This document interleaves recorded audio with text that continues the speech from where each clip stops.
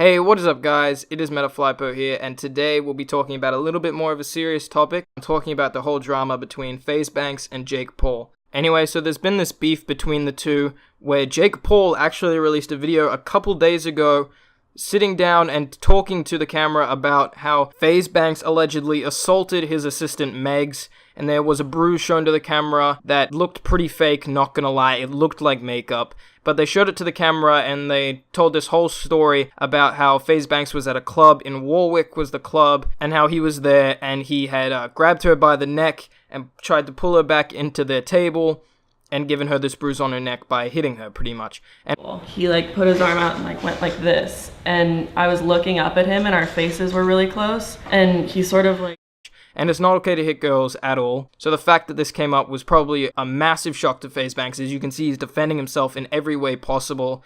And if you want to get a deeper backstory on what actually happened, then you can go to Drama Alert. Keemstar on Drama Alert actually did a really good job giving the foundation for all of the facts that I'm using in this video pretty much, and just why I support Faze Banks over Jake Paul. So if you guys want to check out Keemstar's videos, there's like 5 of them, and they're really informative on the whole backstory and what actually happened. Also check out both of Faze Banks and Jake Paul's videos if you want their sides of the story. Apart from the facts, then you can go and check it out on their channel. They have detailed videos about their own sides of the story and what actually happened in their view. Now I'm gonna have to say before I start this, I side with Banks, just based on the heavy evidence that is on his side, and also just the way he defended himself in his video. He looked genuine, and obviously I don't know Banks, so I can't comment on his personality. I don't know what type of a guy he is. Anyway, back into the cut and dry evidence that is on Faze Banks' side. Everyone who was at Warwick says that he did not hit a girl, and Nick Crompton, who was a member of Team 10,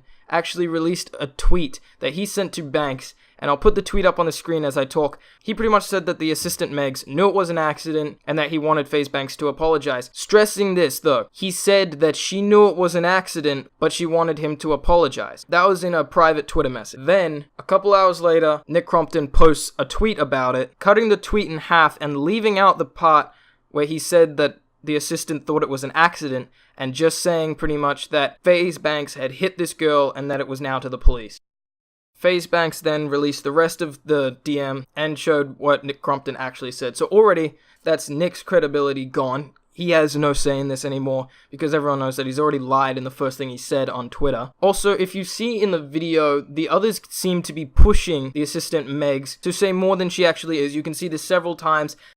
He sort of was right here. Well, I feel like it was more extreme than yeah. just. I mean, look at the bruise. He literally dragged me by my neck. Meg said that you lost your breath. Yeah, right? He knocked the wind out of me and he dragged me by my neck and explained to them what was going on, freaking out, didn't feel safe to go home. And Meg, do you want to tell them why this was so traumatic to you? Why it scared you so much? I think they're edging her on to say something bad that Banks did, or another thing that's just not true at all. So the fact that they're edging her on is a clear sign that something's behind the scenes. Banks was with one of his friends, Taylor Kniff, and Taylor actually tweeted that the kid Max, who they did not know at the time was from Team 10, was feeding them alcohol, and he agreed at one point to attempt to get Banks blacked out. It's kind of obvious that this has to be a setup just based on all the things that point to these kids pretty much trying to drug him in a way which is just not okay at all. So it was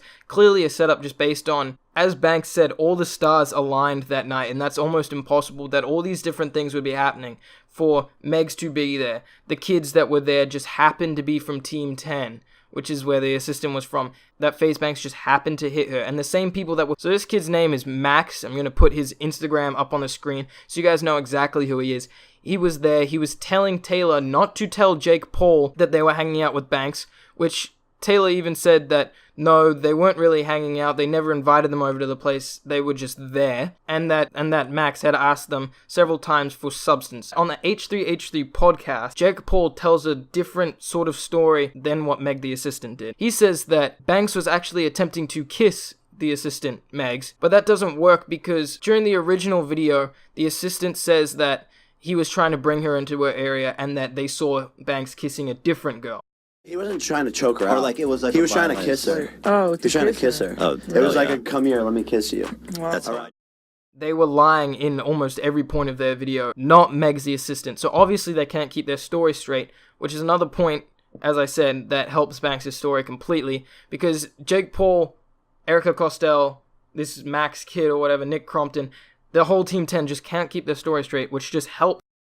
Alyssa Violet then tweeted that Jake should sit down because she was actually abused, and so was Erica Costell, by Jake Paul, that he spat on her, he pushed her into a thorn bush, and was laughing about it while she was picking thorns out. She showed bruises and scars she said that she had on her body.